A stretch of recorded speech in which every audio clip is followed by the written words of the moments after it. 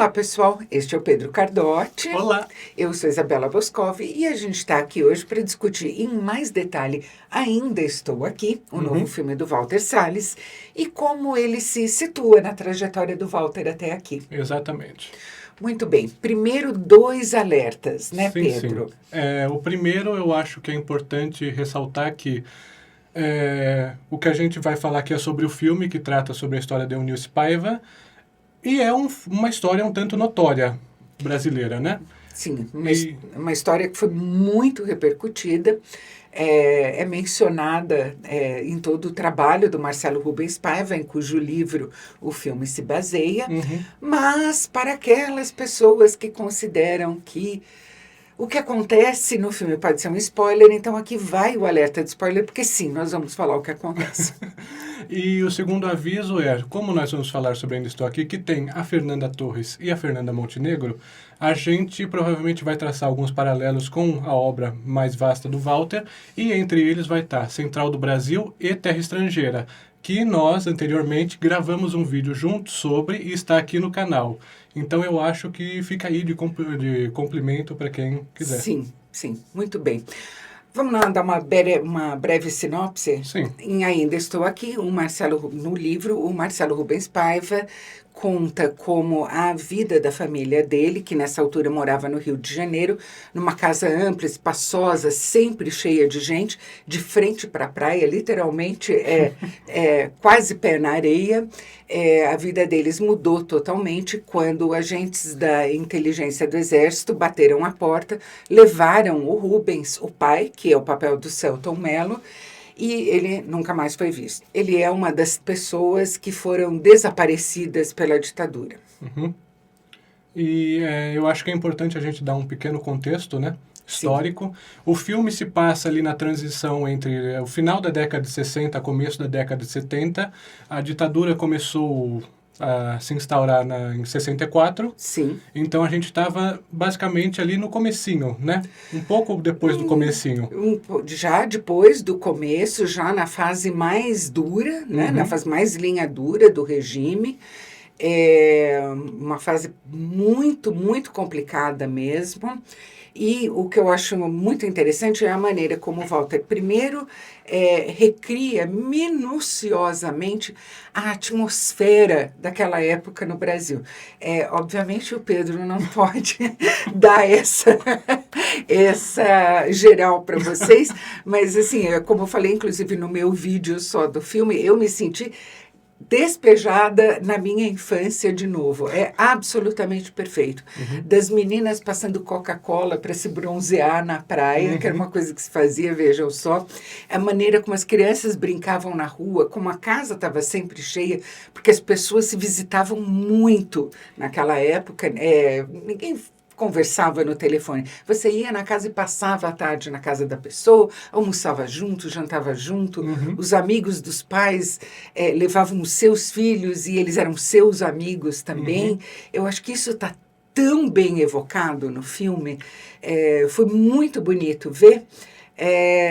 Porque faz parte do filme você se apaixonar por essa família e pelo Rubens, principalmente, no início do filme, né?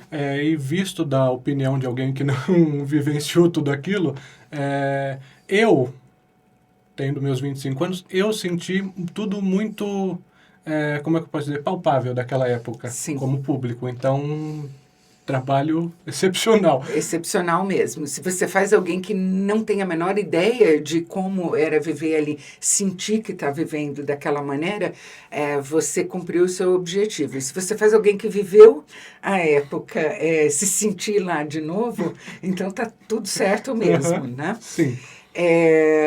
Eu disse que a primeira parte do filme, o importante é você se apaixonar por essa família, se apaixonar pelo Rubens, se apaixonar pelo amor entre o Rubens e a Eunice, né? E toda aquela dinâmica familiar com os filhos, os amigos e tudo mais, né? E se apaixonar pela casa também, porque a casa é onde... A casa é um personagem importante do filme e a maneira como eles ocupam toda a casa, né? Como ela abriga todos os interesses desses 5 filhos que estão desde o final da adolescência, que é o caso da Veroca, né, até a infância ali, pré-escolar. Né? Sim, e eu acho que a casa como personagem é a coisa mais importante assim para o filme em questão de contexto, porque eu acho que assim, quando a primeira parte do filme é basicamente antes do Rubens ser levado pelos agentes da ditadura. E a casa está sempre aberta, muito iluminada, tem gente ocupando cada canto daquela casa, tem alguma ação rolando em alguma parte daquela casa sempre. Sempre. E depois, a partir da sequência em que o Rubens é levado, as cortinas são fechadas, a casa fica escura, e logo em seguida não tem mais tanta gente naquela casa, eles não se encontram mais naquela casa. E tem uma cena, inclusive, que a Eunice vai no portão e fala, cadê a chave do portão? E ela fala, eu não sei, a gente não usa, a gente vai ter que fechar o portão agora. A maneira como ele trabalha a casa é uma coisa que pode até passar despercebida para a pessoa que está assistindo o filme, mas é o que vai fazendo com que você viva com os personagens aquilo que eles estão vivendo também. É um uso, eu acho, brilhante da cenografia, da direção de arte em Ainda Estou Aqui. E é sempre também uma metáfora de como os personagens estão se sentindo cada vez mais isolados, porque como comunicar para 5 filhos de idades tão diferentes o que exatamente está acontecendo, né? São níveis de compreensão, de aceitação muito diferentes, e daí cada um isolado no seu canto é a maneira como eles tiveram de lidar com o desaparecimento do pai. Né? Inclusive, um pequeno comentário sobre o assunto da casa, tem uma sequência em que o Walter filma a casa completamente vazia, sem móveis, sem ninguém, e eu não entendi bem por que ela em si não fecha o filme. Eu acho que teria tido um impacto tão fantástico assim. Eu também. Mas a gente chega lá. Sim. A gente chega da parte do final do filme, né? Primeiro, assim, eu achei linda a interpretação do Selton Mello, porque ele é um pai tão extrovertido, tão expansivo, ele abriga tanto todo mundo, né? E ele e a Eunice são tão entrosados, ela também é uma mãe tão dinâmica, tão cheia de ideias. Era uma dona de casa nessa época, né? Era uma família, estava ali em papéis bem tradicionais, mas muito entrosados mesmo. Uma família muito feliz, eu acho. E né? eles, como casal, eram super vivos, assim. Era um grupo de pessoas que você queria estar perto. Com amigos muito interessantes, que sempre estavam lá.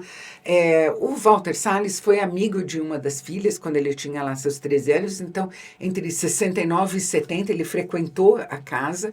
Ele está colocando muito do que ele tem da memória íntima dele, que talvez ele tenha recuperado, até porque a gente vai deixando as coisas para trás, né? Mas aquilo deve ter voltado enquanto ele estava fazendo o filme. E tem uma coisa que eu acho bárbara, que assim, todo mundo fala do soufflé de queijo da Eunice, né? E eu fiquei morrendo de vontade de experimentar, porque eu acho que é dessas coisas, desses detalhes, que ficam na memória de todo mundo que conviveu com uma família assim. A gente ia almoçar lá e a Eunice fazia o soufflé de queijo, né? E o filme é cheio desses pequenos momentos, né? Eu diria que é um momento em que o filme deixa você respirar aquela família. Aquele cenário, aquele contexto todo, seja pelo drama de perder o Rubens, ou seja pela vida que eles vivem previamente a isso, né? E a maneira como essa ruptura é uma ruptura na vida do país, né? Essa transformação do dia para a noite que os Paiva viveram, e é literalmente de uma hora para outra, né?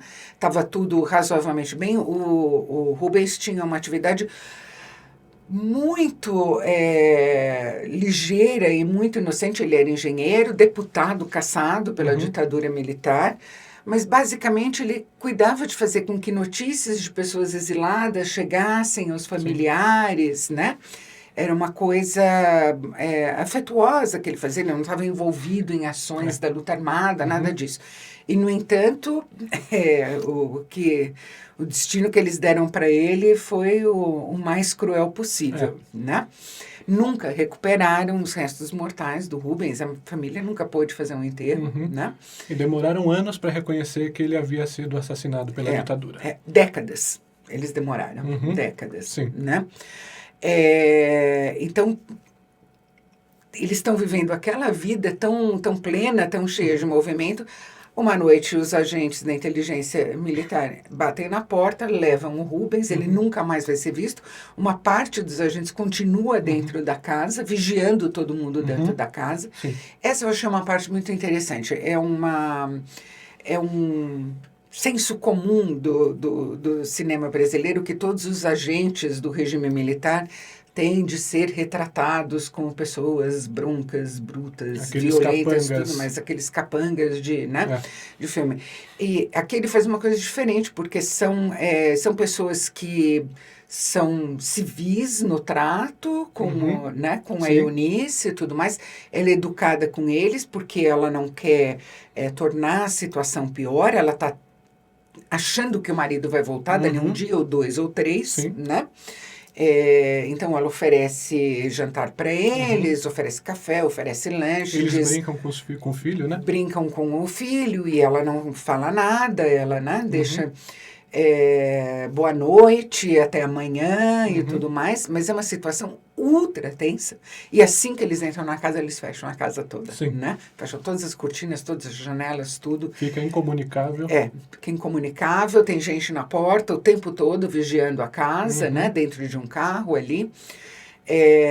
Então, é uma transição tão abrupta, né?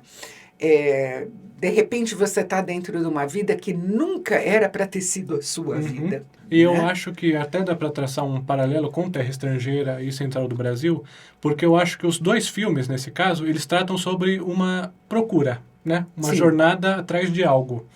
E, de certa forma, esses filmes tratam sobre essa viagem, né? Essa procura. Aqui, também a personagem da Eunice, ela está procurando algo, mas eu acho que o espectador saber que esse algo não vai voltar, faz esse filme ser muito mais sobre essa ausência do que sobre essa procura. Inclusive, quando saiu o pôster do filme, eu achei meio... assim, eu não curti muito, né? O pôster oficial, porque era uma foto promocional que tinha sido lançada previamente, que eles estão tirando uma foto e a Eunice está olhando ao longe, né? Só que o que acontece? Quando eu vi essa cena no filme, eu passei a gostar muito do pôster, porque é igualzinho ao que está no pôster, né? Eles estão tirando uma foto e a Eunice olha pro além. Mas não é pro além que ela está olhando. Ela perde a atenção da foto para olhar os caminhões militares entrando na orla da praia.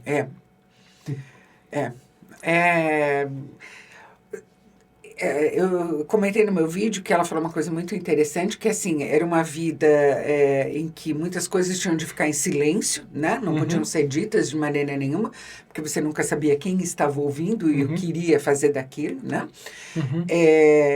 E ela falou que ironia, porque ela impõe esse mesmo silêncio no trato com os filhos depois que o Rubens desaparece. Ela nunca diz para eles exatamente o que está acontecendo, né?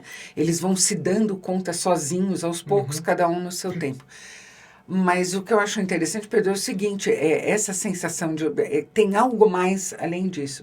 Essa sensação de opressão é uma sensação de que eu me lembro super bem das conversas interrompidas dos adultos quando alguma criança entrava na sala, né? O medo de que algo fosse repetido, né? Por mais inocente que fosse, qualquer coisa servia. E essa é uma das outras coisas do filme, né? Assim, se você acha que existe limite num regime que tirou os limites das coisas, então você está enganado. Qualquer pessoa está sujeita a uma retaliação, por seja lá o que for, né? Exatamente. É um medo constante e que não pode ter forma, porque não existe mesmo uma forma para dar para ele, né? E, inclusive, tem aquela sequência em que a Eunice é levada também à delegacia junto com a filha pequena. Não é a delegacia, é um quartel. É o quartel? É um quartel. É um quartel. E aí ela fica naquele estado de o que está acontecendo comigo e cadê a minha filha? A minha filha não tem que estar passando por isso. A menina tinha 14 anos. Pois é. E você vê também como a Eunice está completamente perdida, assim. Ela estava vivendo uma vida, e isso, a vida de Eunice nesse filme, nessa transição, é exatamente, eu acho que muita gente passou, né? Eu acho que é um reflexo dessa situação por completo, assim. Imagina, tudo desmorona de uma hora para outra, você tem que reconstruir a partir de o quê? Exatamente. A partir de uma quais mentira, peças você pode contar e ainda existem, quais peças nunca mais vão ser encontradas, né? É um jogo complicado o que ela tem que fazer. A interpretação da Fernanda Torres é formidável, né? Estupenda, realmente. Eu vivo dizendo que, assim, eu acho a Fernanda uma atriz tão completa. Ela é ótima comediante e ela é uma atriz dramática fenomenal. Eu via Tapas e Beijos. Sim. E eu adorava a Fátima demais. Inclusive, antes de gravar esse vídeo, uns dias atrás, eu revi um episódio em que a Clotilde, a mulher do Armani, a barata cascuda, como ela chama, ela acaba indo parar no hospital, ela fica internada e tudo mais, e a Fátima vai visitar e resolve fazer um despacho do lado do leito, e sem querer ela acaba botando fogo na enfermaria. E é fantástico, assim. Eu acho incrível. E como eu comentei com você, logo depois da gente ter saído, né? Eu acho que a Eunice é o papel que estava faltando na carreira dela. Assim, aquele papel dramático extremamente forte, que perde muito da atriz, não que ela não tenha antes, como por exemplo Terra Estrangeira mesmo, Sim. Mas esse aqui é outra potência. É outra potência, porque assim, você tem que... a Fernanda tem que mostrar para você tudo que está acontecendo do rosto dela para fora, né? Em direção ao exterior, com os outros, com os filhos, com as outras pessoas com que ela está interagindo. E você tem que acompanhar todo o processo interno dela durante esse tempo também. Sim. Que não pode ser posto em palavras. É uma coisa que tem que ser comunicada de maneira dramática mesmo, né? No sentido primeiro da palavra. E eu acho que esse processo começa muito já na sequência em que o Rubens é levado. Quando o Rubens é levado, ela começa a modular a postura dela, a atuação física dela nessa cena é fenomenal. E quando vem aquela cena que o Rubens sai para o carro e o Walter dá um close na cara dela, é a coisa mais divina possível. É divina mesmo. Inclusive, essa cena tá um trechinho no trailer. É um desses momentos em que você... E assim, por mais incrível que ela tivesse em Terra Estrangeira, esse é um papel da maturidade mesmo, né? Esse é o papel que você tem que ter vivido muito mais na vida, você tem que entender, você tem que ter acompanhado tudo porque o país passou em todos esses, né, em todas essas décadas. Então, ela traz toda a experiência dela como pessoa, como atriz para o papel. Assim, ela tá... Tudo que ela viveu até aqui conflui neste desempenho. E, né? É uma atuação que também é excelente, mas que o próprio Walter sabe valorizar demais. Assim, ele torna a Eunice o eixo dessa história toda, né? Mas como ele filma ela, parece que ele acha todos os ângulos possíveis para mostrar essa mulher que está quebrada, ela se quebra a cada segundo e no segundo seguinte ela já está se reconstruindo de novo, e é isso por anos e anos da vida dela, até que vem a notícia de fato de que o Rubens tinha sido assassinado.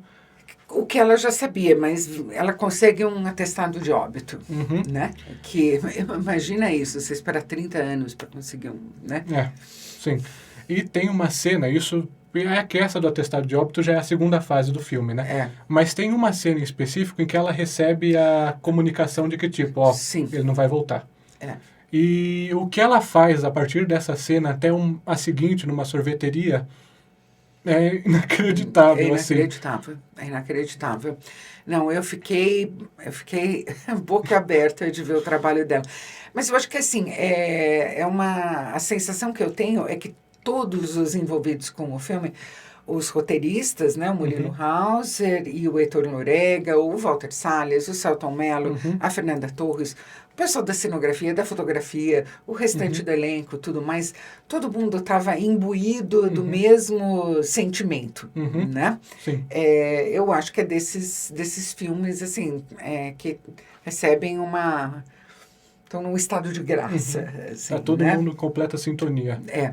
E a Fernanda Torres deu algumas entrevistas sobre a composição de Eunice, e ela fala que ela se lembrou muito de uma coisa que a mãe dela falou, a Fernanda Montenegro, que ela disse que quando você vai fazer uma tragédia dessas gregas assim, é uma sucessão de desgraça atrás de desgraça que você não pode simplesmente ir se quebrando toda hora, porque vai chegar no final e vai estar completamente banalizado.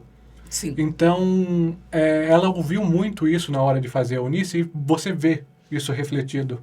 Você vê como aquela mulher se mantém extremamente de pé, mesmo ela estando destruída por dentro, não só por ela, mas porque, como ela mesma diz, ela tinha 5 filhos para cuidar, né?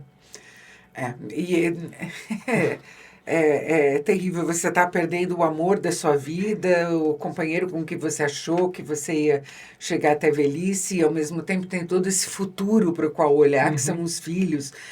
Deve ser dilacerante, né? E é aquela situação, será que eu estou fazendo certo e não contar para os meus filhos? Ou será que o certo é eu manter isso só para mim? O que eu acho, e nisso agora a gente pode entrar naquele particular, quando o filme termina e quando pessoalmente a gente preferia que ele tivesse terminado. Mas, como esse é um filme, é uma homenagem para a Eunice, é uma homenagem para as pessoas que ficaram e tiveram que continuar vivendo mesmo nessa situação, nessa incerteza, nesse coração partido e tudo mais, o filme vai mais adiante, né? Acompanha a história da Eunice nas décadas seguintes, tudo que ela foi capaz de fazer. E daí tem uma sequência final. É um epílogo com a Fernanda Montenegro fazendo Eunice já, e que me soa um pouco redundante, de certa forma. Eu compreendo a vontade de fechar esse ciclo, de homenagear as duas, Sem né? dúvida. A Fernanda Torres e a Fernanda Montenegro foram ambas importantíssimas na carreira dele. E Terra Estrangeira com a Fernanda Torres e Central do Brasil com a Fernanda Montenegro são os filmes que, de certa maneira, conversam com Ainda Estou Aqui. Sem dúvida. Porque são momentos diferentes do Brasil, visões diferentes sobre o Brasil, né? Então, eu compreendo a necessidade de colocar tudo junto ali no final. Sim. Eu acho que também tem a questão que eu acho que dá para entender que o Walter levanta, que é o esquecimento, né? A Eunice, quando chega na fase final da vida dela, se eu não me engano, ela adquire Alzheimer. E ela já está num estado, assim, completamente perdida já.